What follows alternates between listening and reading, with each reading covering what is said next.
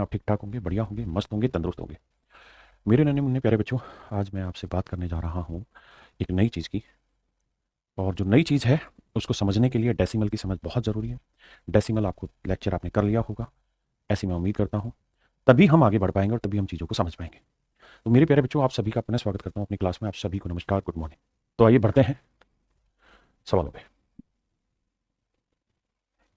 मेरे प्यारे बच्चों, मैं जो चीज़ आपको पढ़ाने जा रहा हूँ उसका नाम बाद में बताऊंगा क्या पढ़ाने जा रहा हूँ, लेकिन पहले पॉइंट समझिए। वॉइस बढ़ा दो, पीयूष वॉइस बढ़ा भाई, बच्चे कह रहे हैं तो। हाँ जी हर्ष जी, आइए देखिए मेरे बच्चे, एक शब्द आपने सुना होगा, नंबर लाइन। नंबर लाइन, आप कहेंगे हाँ सर हमने नंबर लाइन सुना। हिंदी में इसे कहते हैं संख्या रेखा। संख्या रेखा, देखिए मेरे दोस्त, इसे पढ़ने के लिए बहुत ज़रूरी है कि हमारी समझ डेसिमल पे बहुत बेहतरीन हो चुकी हो। अगर डेसिमल की समझ नहीं होगी तो हम दिक्कत में आ जाएंगे। इधर डेसिमल आपको करा दिया, डेसिमल पढ़ना ही जरूरी है, उसके बिना ही नहीं होगा। नंबर लाइन संख्या रेखा होती क्या है सर? एक ऐसी लाइन होती है जिसपे हम नंबर को रिप्रेजेंट करते हैं।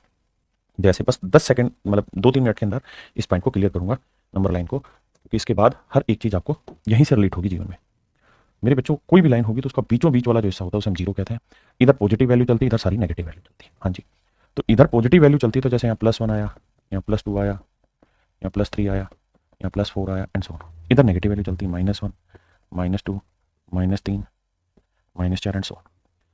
तो ये होती है नंबर लाइन।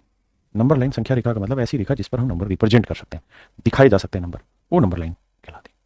अब बात आती है सर कौन कौन से नंबर दिखाए जा सकते हैं। तो मैंने ये दिखाया 1 2 3, -1 2 3 इन्फिनिट तक ऐसे हो सकता है। आपने कहा ठीक है, तो सर एक बात बताओ, क्या कि सर मैंने आपकी बात मान ली, आप मुझे 1.2 दिखा के बताओ कैसे आएगा। 1.2 को रिप्रेजेंट करके दिखाइए कैसे होगा। 1.2 को रिप्रेजेंट करके बताइए कैसे होगा। तो सर 1.2 को रिप्रेजेंट करना है तो 1 यहाँ है और 0.2 की बना दो फ्रैक्शन। तो 0.2 की फ्रैक्शन क्या होगी, 2/10। इसका मतलब ये हुआ कि 1 से 2 के बीच में 10 हिस्से कर दो। 1 से 2 के बीच में कितने हिस्से कर दो, 10 हिस्से। अगर 10 हिस्से आप करेंगे 1 से 2 के बीच में, 1 2 3 4 5 6 7 8 ऐसे 10 हिस्से कर दिए, तो जो दूसरा हिस्सा होगा उसका नाम होगा 1.2। 1.2 बिल्कुल ठीक है। अगर मेरे प्यारे बच्चों मैं आपसे कहूं, आप मुझे बताइए -2.3, इसको रिप्रेजेंट करिए। तो मेरे बच्चे एक बात समझिए कि -2 यहाँ है ना, और 2 से 3 के बीच में 0.3 की फ्रैक्शन बनाएंगे, बटे 10 कर देंगे, मतलब 3/10, तो इसके 10 हिस्से करेंगे ऐसे ऐसे ऐसे करके। तो जो यहाँ से तीसरा हिस्सा होगा ना, वो बेसिकली रिप्रेजेंट करेगा -2.3। क्या मेरी बात समझ पाए? किसी भाई को कोई दिक्कत है? बहुत सुंदर, अब आगे आते हैं। अब मैं आपसे ये कह रहा हूं मेरे दोस्त कि यार आप मुझे क्या करो, 0.857 इसको रिप्रेजेंट करके दिखाओ। तो आप कहेंगे सर इसका साधारण सा तरीका है, इसकी फ्रैक्शन बनाएंगे तो 857/1000। इसका मतलब सर ये हुआ कि 0 से 1 के बीच में, क्योंकि 0 पॉइंट है, तो 0 से 1 के बीच में 1000 टुकड़े करो, 1000 टुकड़े करो। 1000 टुकड़े करोगे तो जो 857वां टुकड़ा होगा वो 0.857 को रिप्रेजेंट करेगा। हाँ सर ये तो समझ में आ गया। हाँ जी, बहुत ध्यान से समझना क्योंकि यहां से बहुत बड़े बड़े कॉन्सेप्ट आपके क्लियर होंगे। मैं आपको कहूं 0.5 पे बार, इसे रिप्रेजेंट करके दिखाओ नंबर लाइन पे। आप कहेंगे सर ये भी हो जाएगा, इसमें क्या दिक्कत है, इसकी फ्रैक्शन बनाना जानते हो ना आप? हाँ सर जानते हैं, ये हो जाएगा 5/9। तो इसका मतलब 0 पॉइंट है, तो 0 से लेके 1 के बीच में 9 टुकड़े करो। कितने टुकड़े होंगे इस बार? 9 टुकड़े होंगे। तो जो फिर पांचवा टुकड़ा होगा, मान लो ये है पांचवा टुकड़ा, तो ये कहलाएगा 0.5 पे बार। हाँ जी, अगर मान लीजिए मैंने कहा -0.89 पे बार, तो इसका मतलब हुआ 89/99। ध्यान रही माइनस है, तो इसका मतलब 0 से लेके -1 के बीच में 99 टुकड़े करने पड़ेंगे। तो जो 89वां टुकड़ा आएगा वो बेसिकली -0.89 पे बार को रिप्रेजेंट करें। क्या मेरी बात से सहमत है?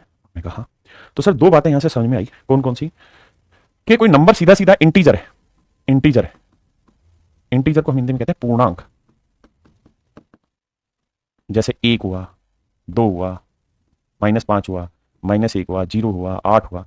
एक तो ये सारे रिप्रेजेंट किए जा सकते हैं, यानी जो कंप्लीट है, पूर्ण अंक इंटीजर है, ठीक है। -18 हुआ, 402 हुआ, ये इंटीजर है, ये सब रिप्रेजेंट किए जा सकते हैं। दूसरा, कोई भी फ्रैक्शन रिप्रेजेंट की जा सकती है, फ्रैक्शन रिप्रेजेंट करी जा सकती है, यानी जो p/q के फॉर्म में लिखी गई हो उसे हम रिप्रेजेंट कर सकते हैं, भिन्न के रूप में लिख सकते हैं, यानी भिन्न को भी दिखाया जा सकता है। आप कहेंगे सर भिन्न को दिखाया जा सकता है? हाँ, तो डेसिमल में आपने बताया था कि हमने डेसिमल को, ध्यान देना छोटी छोटी बातों पे, थोड़ी देर में आप समझेंगे कि मैं पढ़ाने क्या जा रहा हूं। डेसिमल को हमने तोड़ा था टर्मिनेटिंग डेसिमल, और फिर हमने ब्रेक किया था नॉन टर्मिनेटिंग रिपीटिंग डेसिमल, ना सॉरी नॉन टर्मिनेटिंग डेसिमल, ठीक है जी। शांत दशमलव, अशांत दशमलव। शांत दशमलव को समझाया था कि इसकी फ्रैक्शन बनाई जाती है और बड़ी आसान होती है, जितने डेसिमल के बाद डिजिट होते हैं उतनी ही नीचे जीरो लगाते हैं, ठीक है जी। दूसरी चीज, नॉन टर्मिनेटिंग डेसिमल की क्या कहानी सर? नॉन टर्मिनेटिंग डेसिमल को मैंने दो हिस्सों में बांटा था, एक नॉन टर्मिनेटिंग रिपीटिंग डेसिमल या रिकरिंग डेसिमल, अशांत आवर्ती दशमलव, और एक बांटा था मेरे बच्चे non terminating non repeating decimal, अशांत अनावर्ती दशमलव। आप कहेंगे हाँ सर ये भी बांटा था आपने, हाँ है ना? क्लियर है यहां तक की बात? किसी भाई बहन को कोई दिक्कत है? नहीं। तो मेरे बच्चे इस बात को समझो कि ये नॉन टर्मिनेटिंग रिपीटिंग डेसिमल आपका फ्रैक्शन बनाना सिखाया था जिसमें बार आता है, लेकिन मैंने कहा था कि जो non terminating non repeating decimal है, जैसे मान लीजिए मैंने लिखा 0.5, 8, 4, 1, 6, 7, तो यहां ना तो टर्मिनेट हो रहा है ना रिपीट हो रहा है, तो इसको हम पी बाई क्यू की फॉर्म में नहीं लिख सकते, इन्हें मेरे बच्चे हम पी बाई क्यू की फॉर्म में नहीं लिख सकते। हाँ है ना? क्लियर है यहां तक की बात? किसी भाई को कोई दिक्कत नहीं? लेकिन मेरे बच्चे अगर मेरा सवाल आपसे ये हो कि भाई नॉन टर्मिनेटिंग डेसिमल को क्या आप बता, non terminating non repeating decimal, अशांत और अनावर्ती दशमलव, अशांत अनावर्ती दशमलव को क्या नंबर लाइन पे लिखा जा सकता है? भाई हमने टर्मिनेटिंग डेसिमल लिख दिया, नॉन टर्मिनेटिंग रिपीटिंग डेसिमल लिख दिया, लेकिन क्या हम non terminating non repeating decimal अशांत अनावर्ती दशमलव को नंबर लाइन पे लिख सकते हैं? तो आप कहेंगे कि इसकी तो फ्रैक्शन नहीं बनती। जैसे रूट टू हुआ, रूट टू क्या है? 1.412 चलता ही रहेगा।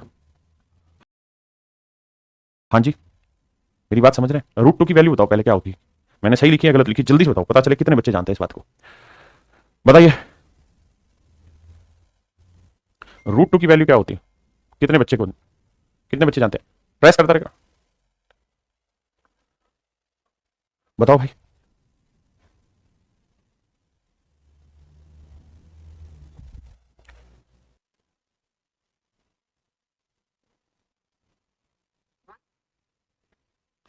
बिल्कुल, तो वो होगी रूट टू की वैल्यू कितनी? 1.414, और चलती रहेगी।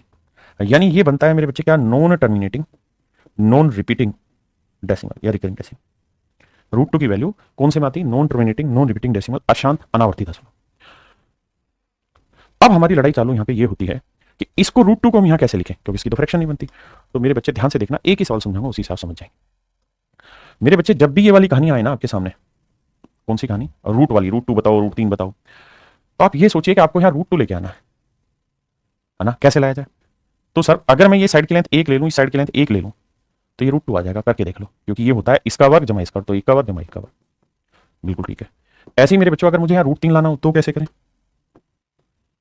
तो सर एक तो एक ले लो, एक रूट टू ले लो, बन जाएगी बात। हाँ है ना? क्योंकि इनके वर्गों का योग करोगे यही आएगा। मैं कहूँ मेरे भाई मुझे बताओ रूट पांच क्या आएगा? तो पांच से छोटा यानी कि रूट चार ले लो और एक ले लो, और रूट चार का मतलब होता है दो। हाँ है ना? 4 1 रिपीट नहीं होगा, चिंता मत करो उसमें, रूट टू में 4 1 रिपीट नहीं होता। क्लियर है? तो इस तरीके से देखते हैं, यानी यहाँ रूट तीन है तो उससे एक छोटा और एक ले लो, रूट पांच है तो उससे एक छोटा एक ले लो, रूट दो है तो एक छोटा एक ले लो। समझ रहे हो मेरी बात को? अब कहानी ये है कि अगर मेरे को ये पता चल जाए कि भाई रूट टू की लेंथ इतनी होती है, तो मैं पुट्टे से नापूंगा और फिर क्या है नंबर लाइन पे सीधा लिख दूंगा, यहाँ से जीरो के बाद जितनी मेरी लेंथ थी यहाँ ही वो लिख दूंगा। तो रूट टू भी हम रिप्रेजेंट कर सकते हैं, लेकिन अगर करना होता था तो 10वीं क्लास में आप ऐसे करते थे कि अपनी तरफ से एक लाइन खींचते थे, यहाँ पे मेरे बेटे आप अपनी तरफ से एक लाइन खींचते थे यहाँ पे, जिसकी लंबाई होती थी एक, तो ये एक खींच दी। उसके बाद फिर यहाँ एक लाइन खींचते थे अपनी तरफ से जिसकी लंबाई होती थी एक। ठीक है जी? फिर आप बच्चों कहते थे देखो ये लेंथ एक है, ये लेंथ एक है, तो यहाँ से इसका हाइपोटेन्यूज निकालोगे तो ये लेंथ कितनी आ जाएगी? सर ये लेंथ पाइथागोरस थ्योरम से रूट टू निकल के आ जाएगी। कितनी लेंथ निकल के आ जाएगी मेरे बच्चे? रूट टू लेंथ निकल के आ जाएगी।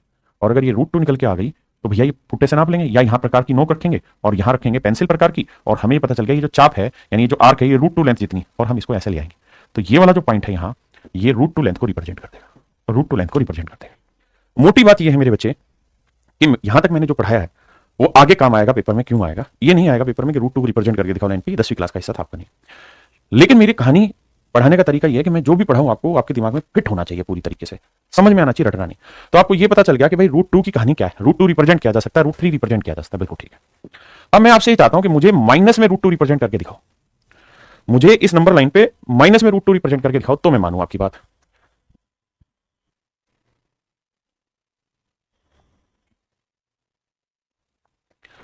इसे रिप्रेजेंट करें तो मैं मानूं कि आप जिंदा दिल आदमी और मेरे स्टूडेंट हैं। तो आप कहेंगे सर इसे तो मैं क्या कोई भी नहीं कर सकता रिप्रेजेंट। क्यों? क्योंकि सर आपने एक चीज समझाई कि भाई ये सारी कहानियां जो सेट होती हैं, ये सारी कहानियां सेट कहां होती हैं? राइट एंगल ट्रायंगल में सेट होती हैं, क्योंकि यहीं पे रूट में लाया जा सकता है। कब? जब आपके पास परपेंडिकुलर हो और बेस हो, तो जो हाइपोटेन्यूज है उसकी वैल्यू ही आएगी। लेकिन सर एक बात बताना, दो चीजें ध्यान से समझना। आप सर कमजोर टीचर हैं क्योंकि आप टीचर हैं, और बाकी पूरी दुनिया जो यूट्यूब पे पढ़ा रही है वो यूट्यूबर है, इसलिए उनको ज्यादा ही दिमाग है। अगर एक्स स्क्वायर बराबर 16 है तो एक्स की वैल्यू क्या होगी? Plus minus 4। हाँ जी। और x बराबर √16 है तो x की वैल्यू क्या होगी? +4। ध्यान रहे, क्यों? क्योंकि ये लीनियर इक्वेशन है, लीनियर इक्वेशन है, इसकी पावर 1 है, इसलिए लीनियर इक्वेशन और लीनियर इक्वेशन का एक ही सॉल्यूशन आता है। जितनी पावर होती है उतनी सॉल्यूशन। या क्वाड्रेटिक इक्वेशन है, 2 पावर है तो 2 सॉल्यूशन आएंगे, 1 + 1 आएगा। कहानी क्वाड्रेटिक में डिटेल में पढ़ेंगे, अभी नहीं। तो मेरे बच्चे हाइपोटेनियस यानी रूट में अगर कोई वैल्यू है तो इसका आंसर हर हाल में प्लस में आएगा, माइनस में नहीं आएगा, पहली चीज। तो मेरे बच्चे परपेंडिकुलर आपका प्लस हो या माइनस हो, बेस भी आपका प्लस में वैल्यू लिखी हो या माइनस में लिखी हो। हाइपोटेनियस तो परपेंडिकुलर का स्क्वायर होता है, नहीं प्लस या माइनस कुछ भी रखा उसका वर्ग, जमा में बेस प्लस माइनस कुछ भी रखा उसका वर्ग करना होता है। और मेरे बेटा आप ये बात जानते हैं कि ये प्लस माइनस का वर्ग करोगे प्लस आएगा, और भैया यहाँ प्लस माइनस कुछ भी उसका वर्ग करोगे प्लस आएगा, और प्लस प्लस को जोड़ेंगे ना सर तो आंसर में अंदर प्लस आएगा। और अंदर प्लस आ रहा है तो अंदर माइनस सेट ही नहीं होगा, अंदर कोई माइनस ला ही नहीं सकता माइकल, अंदर माइनस में कोई ला ही नहीं सकता स्क्वायर रूट के अंदर। अंदर में मेरे बच्चे स्क्वायर रूट के अंदर माइनस आ ही नहीं सकता। इसका मतलब ये हुआ कि भाई -√2 जब किसी राइट एंगल ट्रायंगल की हाइपोटेनियस वाली साइड बन ही नहीं सकता, यानी ये कोई लेंथ है ही नहीं, possible, not possible, not possible, ये पॉसिबल ही नहीं है, संभव ही नहीं है। और अगर ये संभव ही नहीं है, ये लेंथ ही नहीं है, एक्चुअल में ये एग्जिस्ट ही नहीं करती, तो इसे नंबर लाइन पे लिख कैसे सकते हैं? इसे नंबर लाइन पे लिख कैसे सकते हैं? और अगर हम इसे नंबर लाइन पे नहीं लिख सकते तो यहां से क्लासिफाई होता है क्या कि भैया नंबर को हम 2 हिस्सों में बांटते हैं, संख्या को हम 2 हिस्सों में बांटते हैं मेरे बच्चे। एक होता है रियल नंबर, रियल नंबर वास्तविक संख्या है, वास्तविक संख्या। इसका मतलब है the number that can be represent on the number line.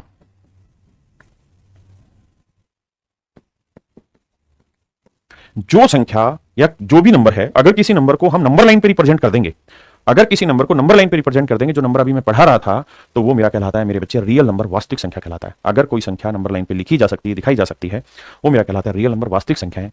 और जो एग्जिस्ट ही नहीं करता उसको हम कहते हैं प्योर इमेजिनेशन, और इमेजिनेशन से ही वर्ड बना है इमेजिनरी।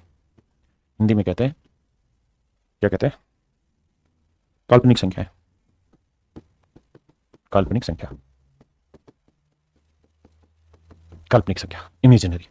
मेरे बच्चे जो इमेजिनरी नंबर होता है ये हमारे सिलेबस का हिस्सा नहीं है, इससे सवाल नहीं पूछा जाता। लेकिन अगर आप सीडीएस की तैयारी कर रहे हैं तो मुश्किल से 2 से 3 मिनट लूंगा और इससे जो सवाल बन सकता है वो आपको आना चाहिए। बाकी सारे रियल नंबर है। रियल नंबर कौन से हैं सर? अबे ढक्कनो, जो नंबर लाइन पे रिप्रेजेंट करें तुमने, ये नंबर लाइन पे रिप्रेजेंट किया, ये रियल हुआ, ये रिप्रेजेंट किया है, ये सारे रिप्रेजेंट कर रहे थे रियल नंबर थे यार, ये रिप्रेजेंट कर रहे थे रियल नंबर है, जो रिप्रेजेंट कर रहे थे रियल नंबर है, जो नहीं कर रहे थे इमेजिनरी है, बस सिंपल। तो आपका हर चीज का जवाब अब आपको मिल गया होगा if you listen me very carefully. Clear है?